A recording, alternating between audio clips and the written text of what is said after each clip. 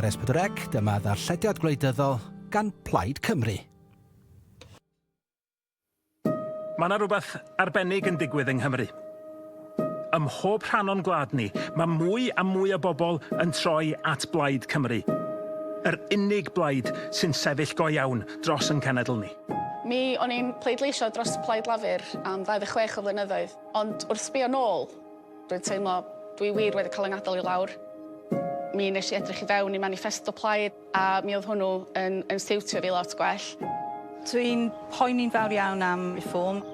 Dwi'n meddwl bod nhw'n beryglus iawn, ddim yn cynnig atebion, rhannu cymunedau a maen nhw'n chwarae un grŵp o bobl yn erbyn y llall. Dwi'n meddwl Plaid Cymru sydd yn gallu herio nhw. Da ni ar bwynt peryg iawn, dwi'n meddwl, yn ein gwleidyddiaeth ni.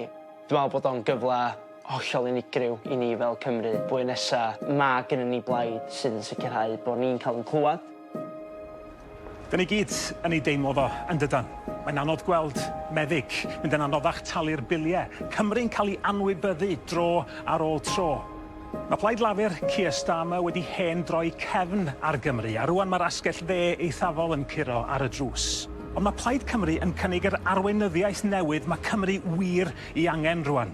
Gwella y gwasanaeth iechyd, eich helpu chi efo costa byw, bod yn gefn i fusnesau Cymru a swyddi lleol, a sicrhau bod buddiannau Cymru a'ch cymuned chi wastad yn cael ei rhoi yn gyntaf. Mae'r arolygon barn yn gwbl glir rwan ynglyn â'r dewis yn yr etholiad nesaf. Dyma'r ddwy ffordd. Y blaid wedi cefnogi gan y biliynyddion, Reform UK, nhw di'r ceidwadwyr, nhw di'r toriaid rwan.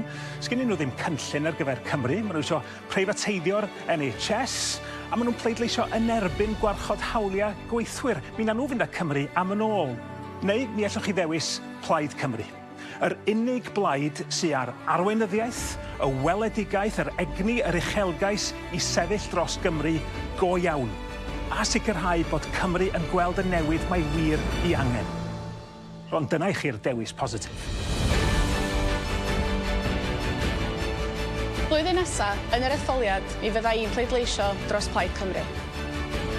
Dwi'n mynd i bleidleisio dros Plaid Cymru. Mi fydda i'n pleidleisio dros Blaid Cymru. Felly'r flwyddyn nesaf, rhowch eich ffydd ym Mhlaid Cymru, i sefyll dros Gymru ac i adeiladu gwell dyfodol i'n gwlad.